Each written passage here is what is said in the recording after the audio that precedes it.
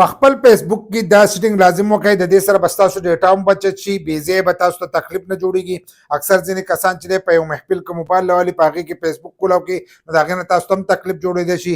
یا لاړ شئ چېرته لاس نیوه کې ناستئ یا به بل ځای کې ناستئ او موبایل یې ډایرکټ کولاو کړو، نو تاسو ته هم مشکله چې دا جوړېدی شي. نو دا سیټنګ د ټول لپاره دی چې په خپل فیسبوک کې لازم وکړي. ځکه چې موږ موبایل کولاو نو اکثر موږ فیسبوک چې دی دا د ځان سره کولاو، او یا زموږ په موبایل کې چې دی کولاوي ډایرکټ موږ د دې بټن نه چې دی داسې بند کړی د دې بټن نه موږ بند ساتو، دغه شانتې بند یې کړو.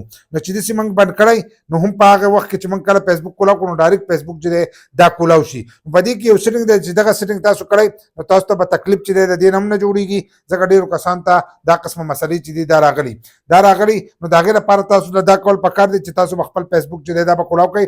له پاسه د ګوټ ته به ستاسو د پروفایل تصویر او درې کرښې ښکارېږي. دا به تاسو د ځان سره ووایئ چې څنګه دغه تاسو ولو، تاسو به دې مخ ته راشئ. چې دې مخ ته راغلی نو په دې مخ کې به لږ لاندې راشئ.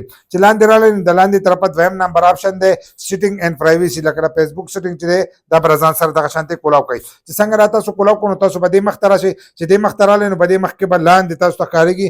د لاندې طرفه به تاسو ته د موبایل دا نښه چې دا به تاسو ته ښکارېږي، دا کم چې خړ شو نو د دې ځای نه چې دی تاسو به دې باندې زور وکړئ، په دې آپشن چې دی په دې به زور وکړئ. دا به ځان سره کولاو کړئ. چې څنګه دا آپشن تاسو د ځان سره کولاو کړو نو دلته کې لیکلی دی آټو پلی لیکلی دی. نو له پاسه چې دی آن شوی دی په موبایل او د موبایل په ډیټا باندې او په وای فای باندې آن دی. نو دا به تاسو داسې چل وکړئ چې دا به تاسو نیور آټو پلی ویډیو په دې باندې چې دی په دې باندې به نښه کوئ، د لاندېنۍ ته به راکوز کړئ.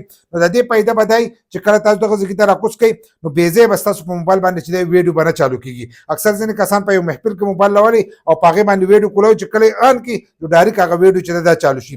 یا لاس نیوی له تلي یا بل ځای کې له تلي او هلته کې تاسو موبایل کولاو کړئ، په هغې باندې فیسبوک کولاوي او ویډیو پې هم کولاوي نو ډایرکټ هغه ویډیو کولاو شي. د دې سره به اټومیټک ویډیو چې دا به هم نه کولاویږي او ستاسو ډیټا چې دا هغه به هم د دې سره بچت شي.